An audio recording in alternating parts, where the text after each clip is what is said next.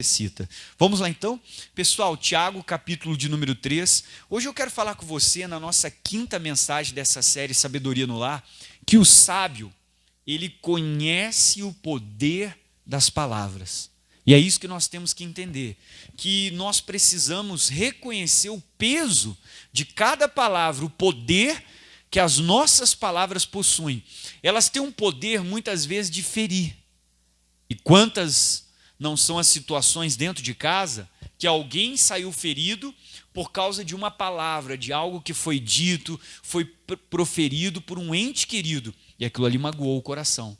E às vezes fica anos dentro da pessoa aquela palavra que ela ouviu, que feriu, que foi proferida. Então ele sabe o poder que as palavras têm. As palavras têm o poder de ferir, mas também têm o poder de abençoar e de amaldiçoar. Então nós vamos ter que aprender dentro do nosso lar a usar palavras com sabedoria. Quantos não são os jovens, às vezes, que você olha para o jovem, ele é tímido, ele é calado, ele tem vergonha, introvertido. A gente não sabe por quê. Porque cresceu num lar onde, às vezes, ouvia palavras negativas. Tem jovem que cresce ouvindo seu boca aberta, mão furada, você é burro, estabanado, não sabe nada, tudo faz errado. Cresce ouvindo isso. A pessoa, diante dos outros, ela tem medo de fazer as coisas, porque ela sabe que se ela errar, ela cresceu ouvindo palavras negativas. Então as palavras, elas exercem um poder muito importante, e nós temos que aprender a usar palavras com sabedoria, não para amaldiçoar o cônjuge familiar, mas para abençoar. Tiago 3, vamos começar a leitura do verso 9, e o Tiago fala assim para mim e para você. O que diz a nossa Bíblia, pessoal? Vamos lá, Tiago 3, 9. Com ela, está falando da nossa boca, nossa língua, tá? Nós bendizemos a Deus e Pai. E olha o que a Bíblia diz. E com ela, nós amaldiçoamos a quem, pessoal? Aos homens. E olha o que diz a sua Bíblia. Feitos à semelhança de quem, igreja? De Deus. Então a Bíblia está dizendo que com a nossa boca, com a nossa língua, com as palavras, estamos aqui no culto, na reunião, louvando, adorando, engrandecendo, exaltando a Deus e tal. Só que a Bíblia diz que também com a mesma boca estamos aqui louvando, nós estamos amaldiçoando os homens. Às vezes olha para o filho, você é burro. Você não deveria dizer isso. Você deveria dizer para o seu filho, não, filho, você não é burro. Você é inteligente, você é uma bênção, você vai vencer. Amém. Ah, você não, você não é isso. É assim que eu tenho que falar para essa pessoa. Você não é desorganizado. Eu não aceito você ser desse jeito, porque você não é. Você é uma bênção, eu vou te ajudar a ter disciplina, a se organizar. Você não é estabanado, você é uma bênção. E você vai aprender a fazer as coisas corretamente. Só que às vezes a gente amaldiçoa. Ô, seu burro, seu não sei o quê, pastor, ninguém me ajuda, aquele homem não serve. Nós temos que tomar cuidado com o que falamos, porque às vezes a pessoa diz, pastor, eu oro tanto, mas eu não vejo a minha família mudar. Pastor, eu vou na igreja, eu faço campanha, eu faço isso, faço aquilo. Pai, eu oro horas. Pois é. Com uma palavra, você pode destruir o que você fez em horas de oração. Às vezes, com uma palavra que você lança no mundo espiritual, você acaba com aquele período que você fez de oração. Com aquelas 7 semanas que você foi na igreja fazer uma campanha. Com aquele período que você ficou de jejum, sacrificando, sem comer, sem beber água, orando a Deus, mas às vezes você solta uma palavra, você destrói tudo. As palavras têm muito poder no mundo espiritual. E às vezes a pessoa diz, não, acho que eu vou para uma outra igreja, que a outra igreja é mais forte, o outro pastor é mais forte. Não é o mais forte. O problema é o tamanho da tua língua. Esse é o problema. Não é o quanto você ora, não é o lugar mais forte, é o que sai da sua boca. E o Tiago está dizendo que com a boca a gente está louvando a Deus, mas daqui a pouco a gente abre a boca e solta uma maldição. A pessoa que vive falando, não tenho dinheiro, como é que ela anda? Sem dinheiro. A pessoa que vive confessando, ninguém me ajuda nessa casa. E normalmente você confessa coisas negativas quando você está com raiva. Quando você está com raiva, você fala com toda a vontade. Você fala assim, sabe, com fé, com desejo de soltar aquela palavra. Você bota toda a força que você tem ali.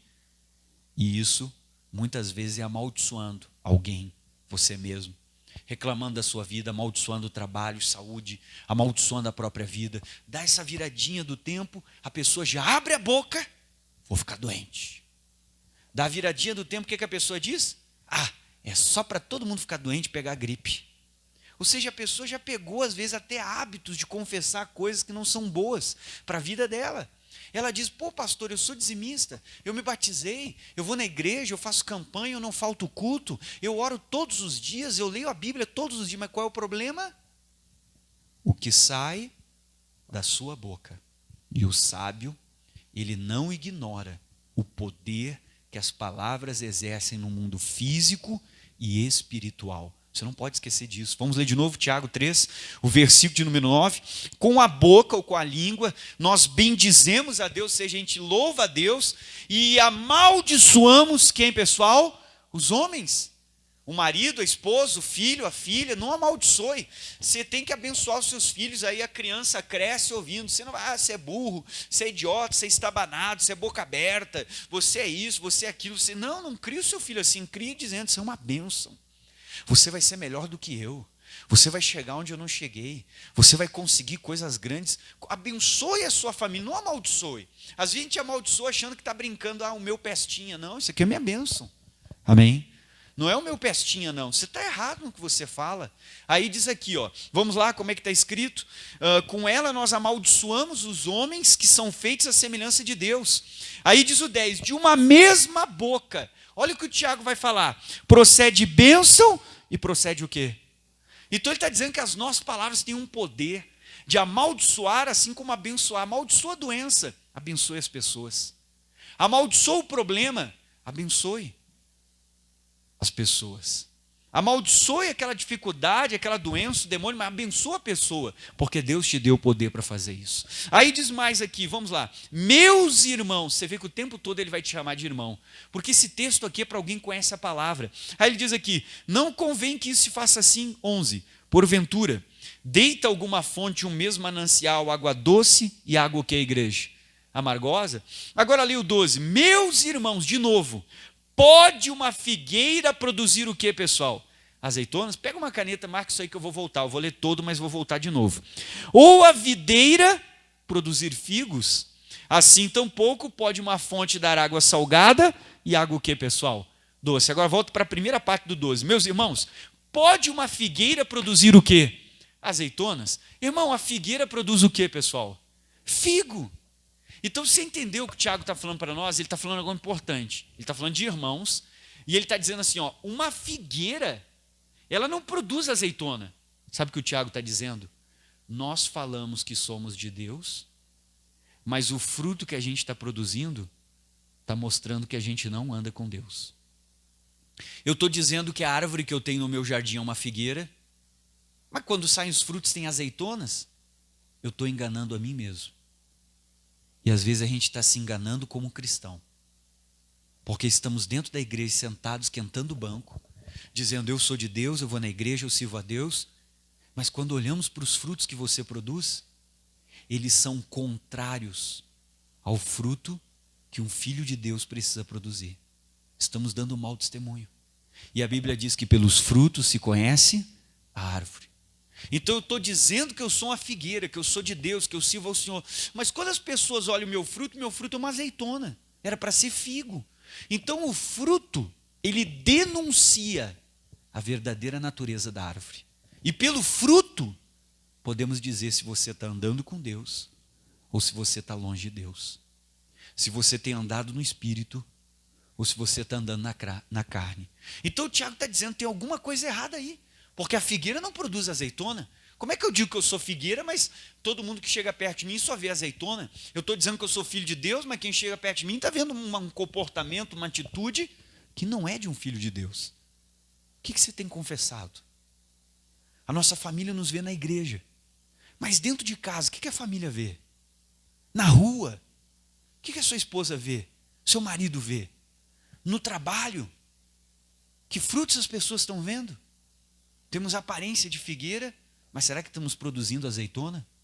Estamos ao contrário, não estamos sendo realmente verdadeiros filhos e filhas de Deus? Temos poder nas palavras, e o sábio não despreza isso. Não amaldiçoe, abençoa a sua casa. Pare de dizer, ninguém me ajuda. Comece a dizer todos os dias, nessa casa, tudo vai mudar. Essa casa, um vai começar a ajudar o outro. Você não é burro, você é uma bênção, meu filho. Eu não criei você para ser burro. Você não é burro, não se ache burro. Nós vamos sentar juntos e vamos aprender. Fulano, não, você não é estabanado, não. Isso aconteceu, porque ninguém acorda. Hoje eu vou derrubar a Coca-Cola na toalha, vou acabar com o almoço. Irmão, ninguém acorda pensando desse jeito. Hoje eu vou acabar com a comida de todo mundo. Não, pessoal. Então a gente precisa abençoar a família. Provérbios 18. Vamos lá comigo. Olha o que diz aqui o Salomão, nesse texto importante do livro de Provérbios, pessoal. Se você tem uma caneta, você vai sublinhar os versículos que nós vamos ler nessa reunião agora. Provérbios 18. Todos encontraram? Vai lá. Se achar o meio da Bíblia é Salmos. Você andar um capítulo para frente é o livro de Provérbios, agora o capítulo 18. Não esqueça. O sábio, ele não despreza o poder das palavras. Às vezes você é bom de oração, mas você não está controlando o que fala. Pastor, eu orei durante horas pela minha família. Glória a Deus. Mas daqui a pouco você chega em casa e diz, isso aí não tem jeito. Fulano não muda e tal coisa. Não. Confesse a vitória, pessoal.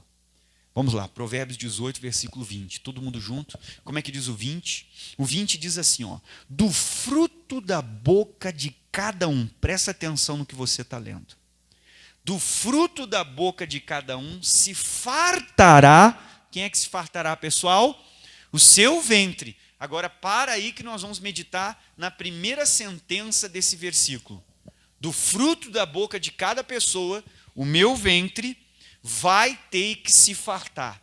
Então a Bíblia está dizendo, primeiro, que palavras são como sementes que são lançadas no mundo espiritual. Eu lancei a semente, ela germina, ela cresce e ela dá frutos. Então ele está dizendo que um dia, querendo ou não querendo, eu vou ser obrigado a comer do fruto que eu lancei um tempo atrás. As palavras que eu joguei, eu vou ter que engolir elas.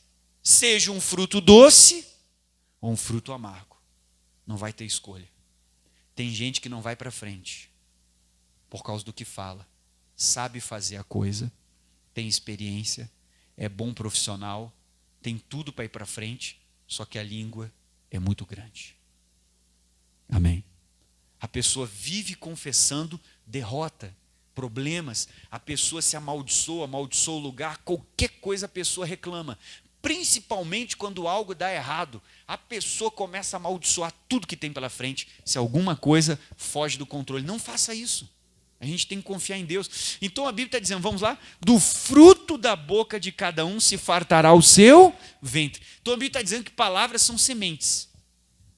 As palavras, elas são sementes. E tudo aquilo que eu semear, eu vou colher. Ela está dizendo que eu vou plantar essa palavra, ela vai dar um fruto e eu vou ter que me alimentar. O meu ventre vai ter que se satisfazer com o que eu confessei. Seja algo doce ou amargo. Agora não esquece, preste atenção. Se você parar agora, e cada palavra que você falou do dia 1º de janeiro até hoje, desse ano, elas servirem como seu alimento daqui até o dia 31 de dezembro. A minha pergunta é, cada palavra que você falou durante esse ano, se você tiver que se alimentar de cada palavra que você confessou, você ia ficar bem nutrido ou você ia morrer envenenado? De tudo que você falou até agora, como é que ia estar a sua vida? Você ia ficar bem nutrido, ia ter uma vida boa, ou daqui a pouco você ia morrer? Porque é toda hora falando palavras ruins, amaldiçoando, confessando que não deve. Você tem que cuidar disso. Aí diz aqui o versículo 20 novo. Do fruto da boca de cada um se fartará o seu ventre, e dos renovos dos seus lábios se fartará. 21, o que diz o versículo 21? A morte e a vida estão no poder, pessoal, da língua. Cuidado com o que você confessa, cuidado com o que você fala, cuidado com o que você solta no mundo espiritual, porque você tem o poder de abençoar e amaldiçoar, trazer vida ou morte, chamar algo à existência. Aí diz o final, aquele que ama comerá do seu fruto. Vamos em Marcos 10, Jesus vai nos dar um grande exemplo do poder das palavras. O sábio,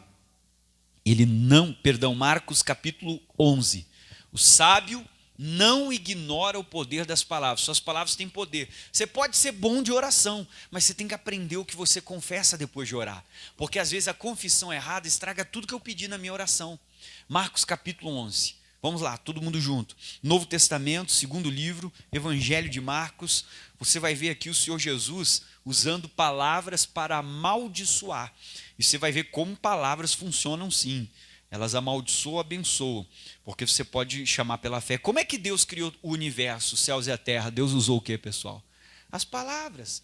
Irmão, se você parar para prestar atenção na história do João Batista. Quem é que já ouviu falar de João Batista? Você lembra o nome do pai dele? Zacarias.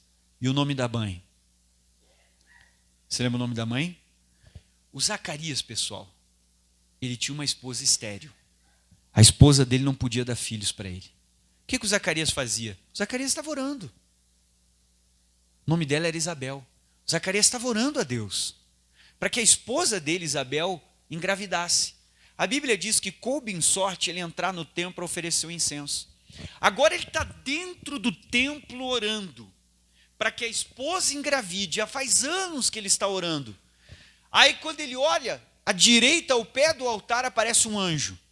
O anjo olha e diz: Zacarias, eu sou o anjo fulano de tal, mensageiro de Deus e tal.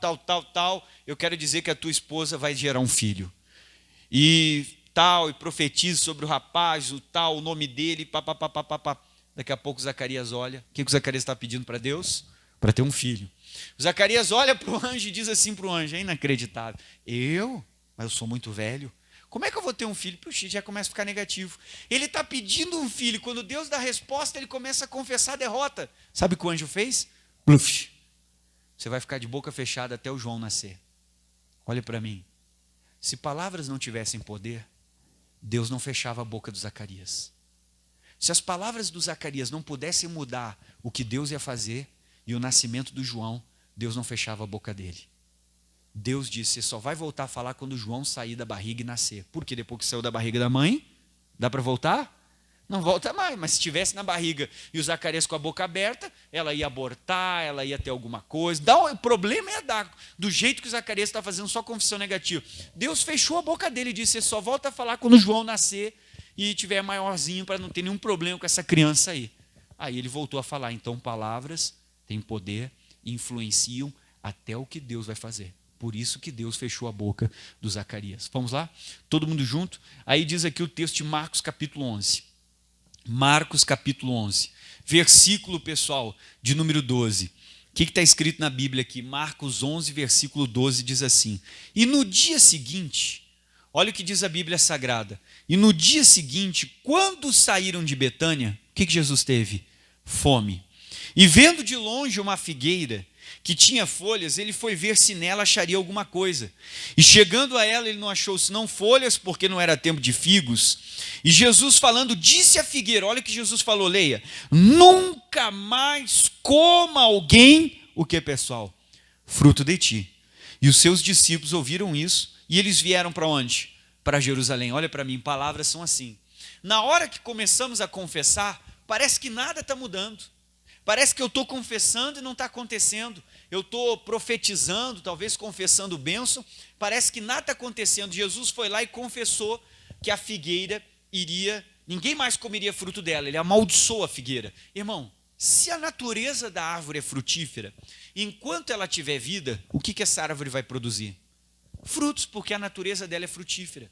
Quando eu digo ninguém vai comer fruto, eu estou amaldiçoando, dizendo que ela vai morrer, ela vai secar. Algo vai acontecer com aquela árvore ali. Jesus foi lá e amaldiçoou ela. Às vezes você diz, pô, pastor, estou confessando a vitória, mas nada está mudando. Continue. Palavras são sementes, e tudo que plantarmos, vamos colher. Aí diz aqui o versículo 20. Então, quando eles passam, talvez um dia, dois, não sei quanto tempo depois, mas era amanhã de um novo dia. Diz o 20. E eles passando pela manhã, eles viram que a figueira se tinha secado desde as raízes.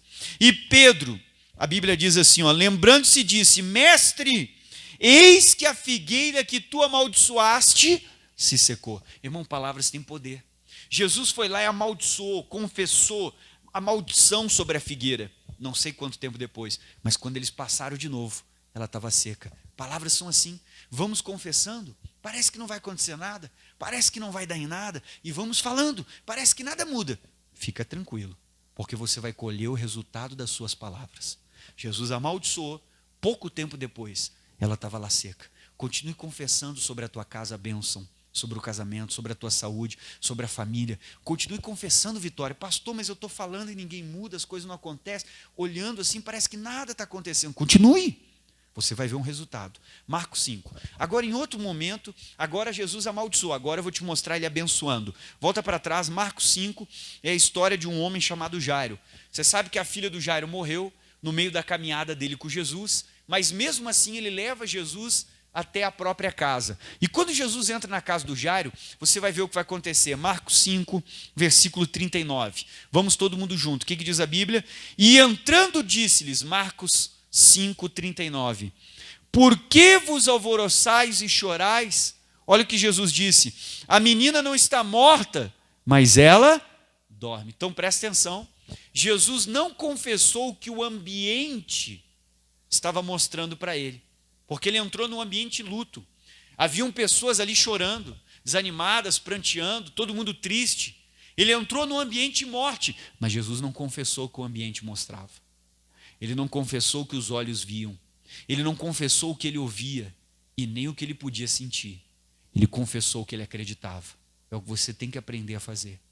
Não confessar o que o ambiente mostra, o que a circunstância, a situação te demonstra, mas confessar o que Deus diz na palavra dele, porque você vai ver isso acontecer. Jesus não falou que ela estava morta, Jesus disse, ela não está morta, ela dorme. Jesus não confessou o que o ambiente mostrava, ele confessou o que a fé dele falava para ele. É isso que você tem que começar a fazer, fala pela fé. A minha família é uma bênção, esse lugar é abençoado, aqui moram pessoas salvas, aqui está todo mundo transformado, eu já determinei, o vício não entra nessa casa. Comece a confessar a vitória, você vai ter resultado das suas palavras. Romanos 4, não esqueça, o sábio, ele não ignora o poder das palavras. Tem pessoas que estão orando há muito tempo pela família, mas a pessoa não sabe por que a família não se salva. Pastor, eu faço campanha, pastor, eu faço jejum, pastor, eu fico lá de joelho horas e horas e horas. O problema, às vezes, não é que você não ore, é o que você confessa. Às vezes, num momento de raiva, tu acaba com a tua oração. Romanos 4. Versículo 17. Então você tem que ter domínio próprio. Romanos 4,17, para nós fazermos uma oração aqui e finalizar nesse ponto aqui com você. Vamos lá, o 17 diz assim, olha o poder que nós temos. Como está escrito, por Pai de muitas nações te constituí, perante aquele no qual creu. Quem? Deus, o qual vivifica os mortos. Agora olha o final do texto da sua Bíblia. E chama as coisas que não são como se já fosse. Minha primeira pergunta é, o que você tem chamado a existência para o teu futuro, para o teu casamento, para a tua vida e para a tua família, através das tuas palavras? O poder que Deus tinha, Ele entregou para nós. E através da nossa boca, da nossa confissão, das palavras, podemos abençoar e amaldiçoar. Temos o poder de chamar à existência aquilo que ainda não existe. Chama um milagre, chama a vitória, chama a salvação da família. Pare de amaldiçoar, principalmente quando você perde a cabeça. E aí que você não poderia perder, tinha que ter controle emocional, domínio próprio, que é um fruto do Espírito. As palavras chamam a existência. O sábio, ele não ignora o peso de cada palavra que ele confessa. Vamos ficar de pé. Olá para você que acabou de assistir esse vídeo no meu canal. Deixa o seu like no vídeo para que o YouTube possa encaminhar esse vídeo para outras pessoas assistirem. Se você não é inscrito, eu peço que você vá lá e se inscreva no canal, ative o sininho para que você receba todas as notificações e possa estar recebendo grandes mensagens que vão abençoar a sua vida. Gostou do vídeo? Compartilhe ele com alguém que precisa para que possa ser abençoado. Um abraço.